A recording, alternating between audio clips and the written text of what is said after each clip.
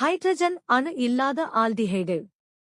இப்படிப்பட்ட ஆல்டிஹைட்டை கன்சென்ட்ரேட்டட் ஆல்கலியுடன் சூடாக்கினால் அதில் self oxidation மற்றும் செல்ஃப் ரிடக்ஷன் நடைபெறும். இதனை டிஸ்ப்ரபோர்ஷனேஷன் ரியாக்ஷன் என்று அழைக்கிறோம். ஒரு ஆல்டிஹைடு மூலக்கூறு ஆல்கஹாலாக மாறும், மற்றொன்று கார்பாக்சிலிக் இன் சால்ட் ஆகஸ்ட் மாறும். இந்த வினைதான் கேனிசாரோ ரியாக்ஷன். மேலும் கெமிஸ்ட்ரி ட்ரிக்ஸ் ஹேக்ஸ்க்காக லைக், சப்ஸ்கிரைப், ஷேர், ஃபாலோ செய்யுங்கள்.